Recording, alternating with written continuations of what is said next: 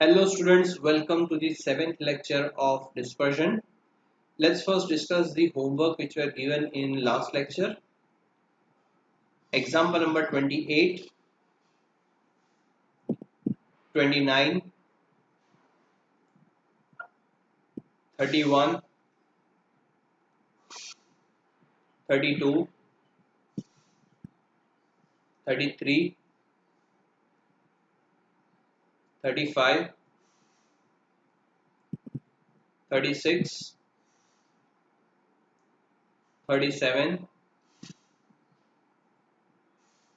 38, 39, 41 and 42. चलिए students, so let's start with example number 40. इसी बात से इस एग्जाम्पल का इंपॉर्टेंट समझ लो कि आज के लेक्चर में हम लोग सिर्फ एग्जाम्पल 40 डिस्कस करने वाले हैं और कोई एग्जाम्पल नहीं देखने वाले और कोई थियरी कोई फॉर्मूला कुछ नहीं देखने वाले। So example 40 is very important in that sense. तो देखते हैं कि ऐसा तो क्या है एग्जाम्पल 40 में कि मुझे पूरा एक लेक्चर इस एग्जाम्पल के लिए डेडिकेट करना पड़ रहा है। Let's read the question first. The following table gives the distribution of income of households. तो हाउस की इनकम के रिलेटेड टेबल आपको दिया गया है बेस्ड ऑन हाइपोथेटिकल डेटा।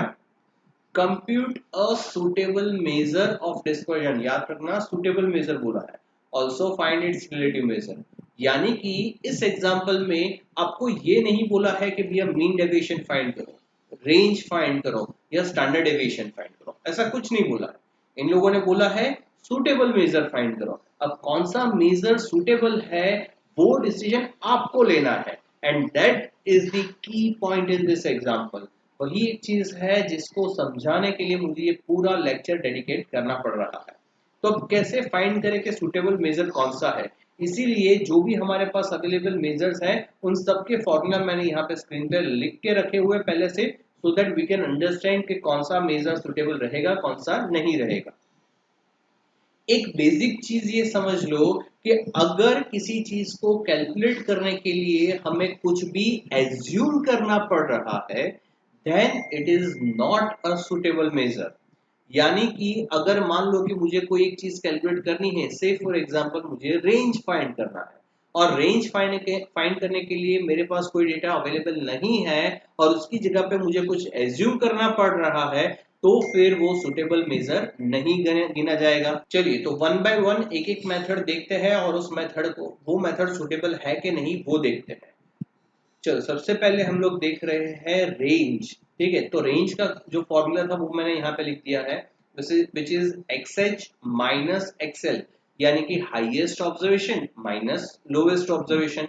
लेकिन हमारे पास जो डेटा है उसमें हमें क्लासेस एंड फ्रीक्वेंसी दिया गया है।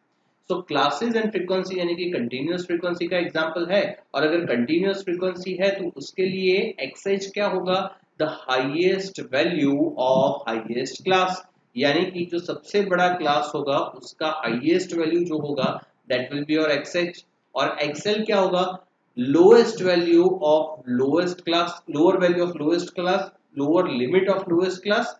तो लोएस्ट क्लास का जो लोअर लिमिट होगा that will be your XL। But अपने केस में जो क्लासेस दिए हैं उसमें हमें पहला क्लास दिया है अंडर 100। अंडर 100 मतलब कि जो क्लास है वो 100 से चालू होकर, आई एम सॉरी, जो क्लास है वो किसी अमाउंट से चालू होकर 100 तक चलेगा, यानी कि 100 से कम वाले सारे अमाउंट्स इसमें आ रहे हैं। लेकिन what is the lower limit of this class, इस क्लास का लोअर लिमिट क्या है हमें नहीं बताया गया। मैं तो सिर्फ इतना बोला है कि अंडर 100। अगर नॉर्मल सर्कमस्टेंसेस होते तो हम लोग यहाँ पे जीरो एज्यूम कर लेते और कैलकुलेशन करते कि भैया पहला क्लास हो गया अपना 0 to 100। But to do that you need to assume zero, और अगर एजम्पशन करना पड़ रहा है then it is not a good measure, तो रेंज तो काम नहीं लगेगा क्योंकि रेंज में हमें XH एंड XL दोनों ही एज्यूम करना पड़ रहा है। वैसे हाईएस्ट क्लास का भी देख लो कि 1000 एंड अबो, अबो में कहां तक कुछ क्लियर नहीं है, So even upper limit is also not available and we have to assume upper limit, and that's why this is not a suitable measure. So जब हमारे पास अपर लिमिट या lower limit of lowest class available नहीं होती है, यानी कि इस तरीके के एग्जाम्पल को क्या बोला जाएगा, it is open ended classes. ये ऐसा क्लास है लोएस्ट क्लास जिसमें 100 तो है अपर क्लास, लेकिन नीचे कहां तक जाएगा हमें पता नहीं। ये जीरो तो हम लोग एज्यूम कर रहे हैं, लेकिन ये हो सकता है कि क्लासेस जो है वो 50 से 100 तक का भी हो सके, या तो फिर -100 टू +100 का भी क्लास हो सकता है। तो लोअर बाउंड्री कहां तक नीचे जाती है हमें कुछ पता नहीं, and that's why it is called open ended class. वैसे ही जो सबसे बड़ा क्लास है वो क्लास भी ओपन एंड क्लास है, बिकॉज 1000 से चालू तो हो रहा है, लेकिन एंड कहाँ पे हो रहा है वो हमें पता नहीं, तो उसका एंड जो है वो ओपन है। तो ऐसे ओपन एंडेड क्लासेस जो होते हैं उसमें रेंज तो काम नहीं लगता। चलिए अब हम लोग देखते हैं ये फॉर्मूला। अच्छा, ये फॉर्मूला किस चीज का है, this is the formula of mean deviation about mean, mean deviation about median and mean deviation about mode. तो ये तीनों फॉर्मूला मैंने ले लिए हैं, और ये तीनों फॉर्मूला में सबसे पहले हम लोग मीन डेविएशन अबाउट मीन पे फोकस करते हैं, यानी कि ये फर्स्ट वाला फॉर्मूला। ये फर्स्ट वाले फॉर्मूला में सिग्मा एफ, तो ठीक है एफ तो हमारे पास है, लेकिन एक्स की जरूरत पड़ेगी।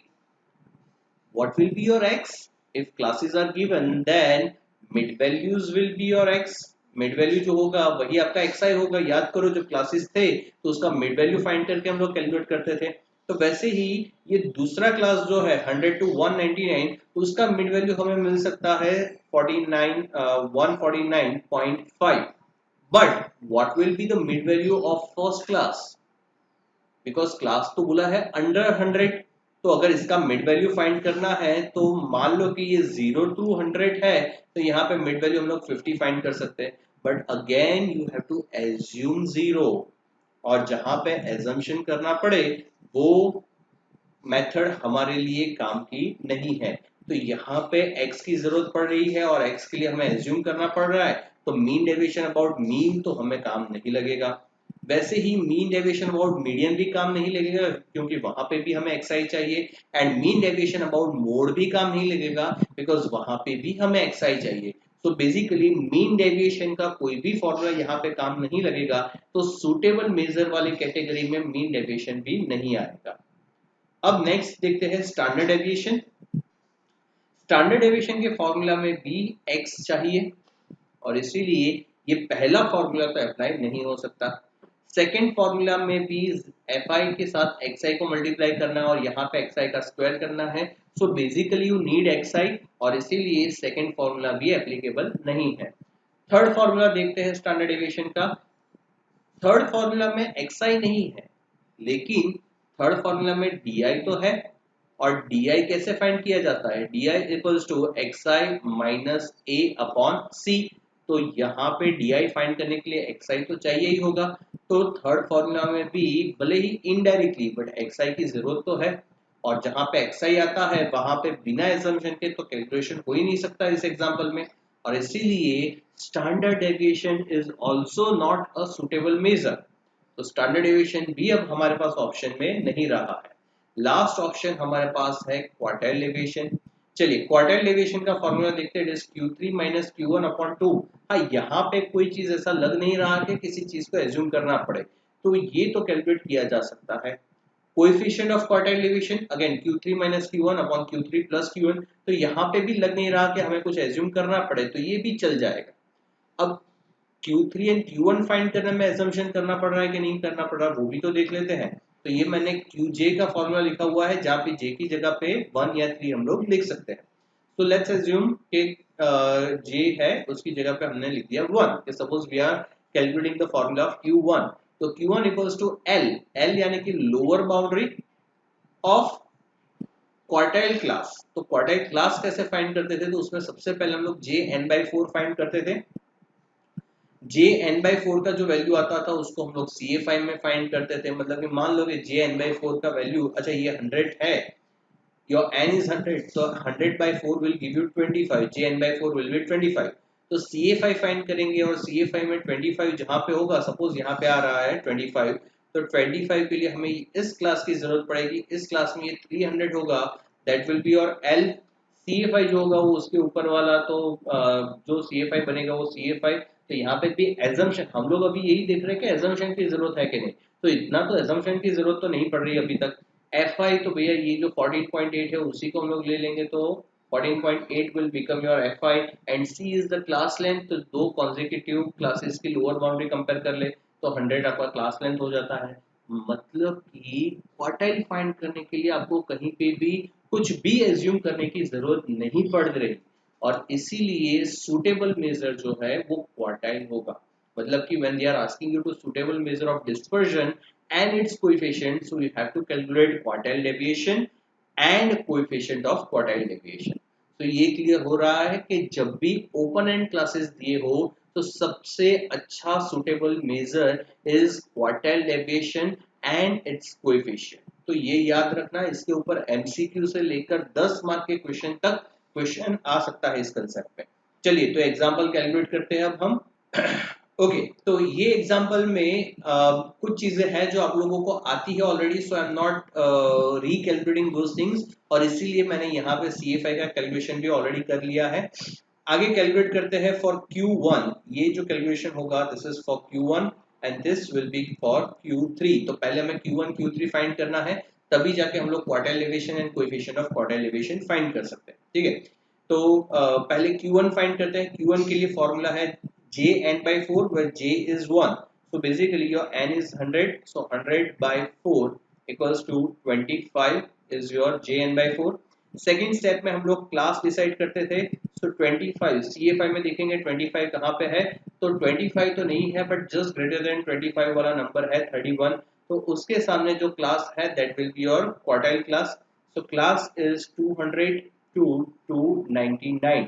बट याद करो कि अगर इंक्लूसिव क्लासेस है तो इसको एक्सक्लूसिव में कन्वर्ट करना पड़ेगा, और यहाँ पे जो क्लासेस दिए हैं वो इंक्लूसिव क्लासेस है। So let's calculate this classes into exclusive classes.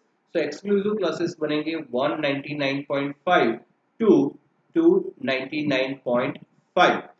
Third step में हम लोग चीजें इकट्ठा कर लेते थे, सो L इज 199.5। CA5 अपने क्लास जो है उसके ऊपर वाला जो होगा वो CA5 होगा, यानी कि 18.9 will be your CA5। FI अपने क्लास जो है उसके सामने जो फ्रीक्वेंसी है that will be your FI 12.1 and C will be 100। Class length अगर distance between two lower boundaries of two consecutive classes will be your class length.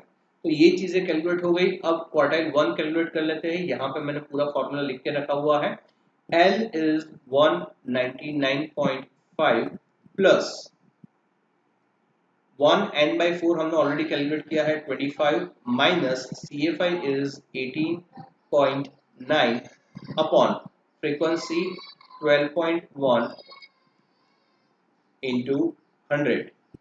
आगे calculate करते हैं 199.5 plus 50.41। I am assuming that you know how to calculate this bracket, आप अपने हिसाब से वो कर लोगे।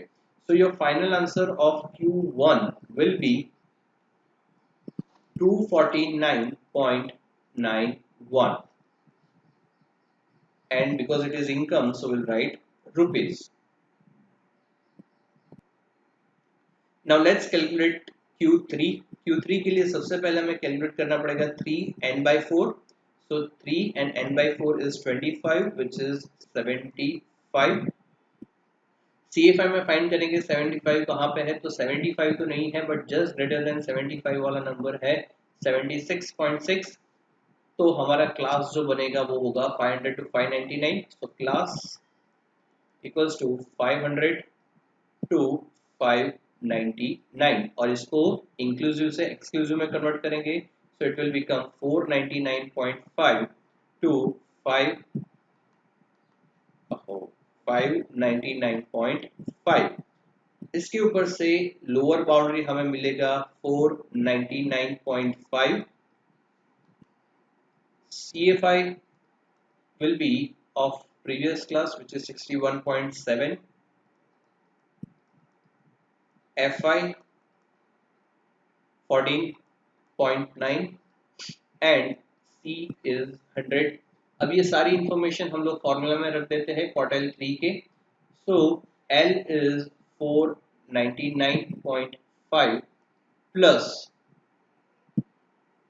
75 minus CFI is 61.7 upon frequency is 14.9 into C is 100 499.5 plus 89.26. So the value of Q3 will be 588.76. ये हो गया अपना Q3. Now because we have Q1 and Q3 तो we can easily calculate quartile deviation and coefficient of quartile deviation. एक चीज mark करो, हमने जब Q1 and Q3 पूरा कैलकुलेट कर लिया लेकिन कहीं पे भी कोई भी चीज हमें एज्यूम नहीं करनी पड़ रही है। ठीक है, जो इन्फॉर्मेशन अवेलेबल है उसी के ऊपर से हमने पूरा कैलकुलेशन किया है, and that's why this is most suitable measure. चलिए अब क्वार्टाइल डेविएशन कैलकुलेट करते हैं। So quartile deviation equals to Q3 is 588.76 minus Q1 249.91 divided by 2, and so the value of quartile deviation will be 169.43 rupees. तो ये हो गया अपना quartile deviation.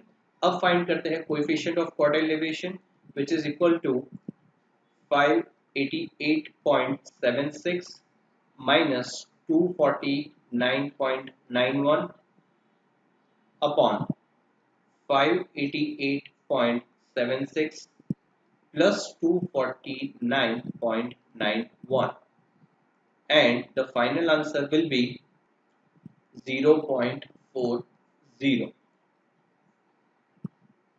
Okay students, आज होमवर्क में मैं आपको सिर्फ एक चीज दे रहा हूं कि जितने भी फॉर्मूलाज अभी तक हमने देखे हैं सेंट्रल टेंडेंसी एंड डिस्पर्जन, वो सारे फॉर्मूलाज वापस एक बार रिवाइज कर लेना। ठीक है, I am not giving you any examples to calculate but just revise the formula. That's it for today, bye everyone.